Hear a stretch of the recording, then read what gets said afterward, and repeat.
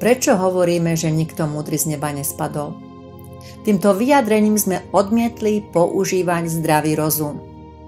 Zatvorili sme komunikačné spojenie s nebom a začali protirečiť všemohúcemu Bohu.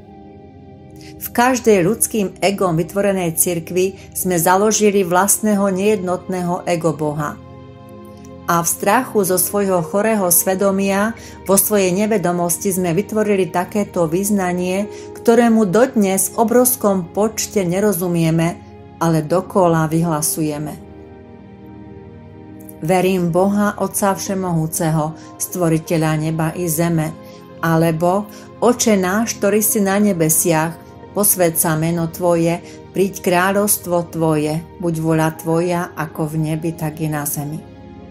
Dobrovoľným odmietnutím zdravého rozumu sme prestali rozumieť tejto skutočnosti a zabudli sme odmietnutím tejto pravdy pre túto skutočnosť žiť.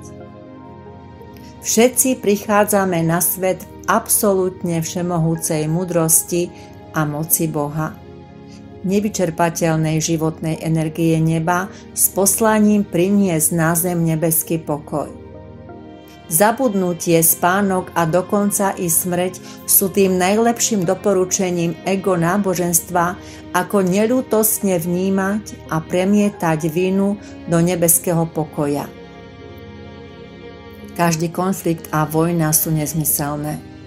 Boh nikdy neposlal svoje dieťa do vojny a preto je náboženstvo ega absolútne nereálne. Skutočný Boh nikdy v ňom nebol a nikdy v tomto náboženstve sveta, vytvorenom chorej mysle človeka, nebude. Iba trvalá vnútorná radosť a šťastie, ktoré nie sú našim výtvorom, patria Bohu, aby nás ich pomocou z tohto zajatia smrti vyslobodil. Vojna, vina a minulosť v mysli večne prítomnej lásky nemá žiadny reálny priestor. V pokoji neba je všetko, čo Otec vytvoril v nemennej hodnote. Nebo je skutočná realita nášho bytia, všetko je v ňom jasné a čisté. Je v ňom iba pocit pokoja, ktorý je tak hlboký, že v žiadnom konflikte na tomto svete mimo našej vnútornej dokonalosti nemôže byť dosiahnuteľný. Vo svete konfliktu a nepokoja v obráze chorej mysle človeka neexistuje.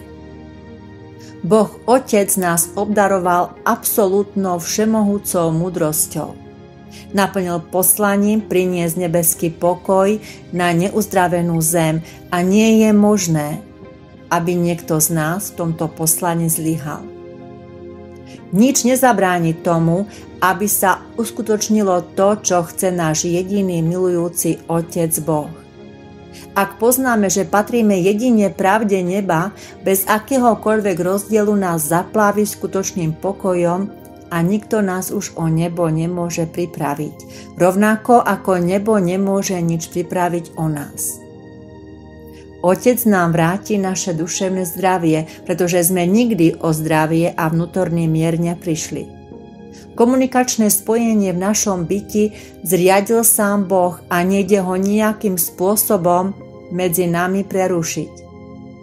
Každý z nás prišiel z neba na zem absolútne všemohúcej moci a múdrosti Boha, ktorá v smrtiacej hlúposti ega nikdy na zemi nedosiahne takéto vedomie.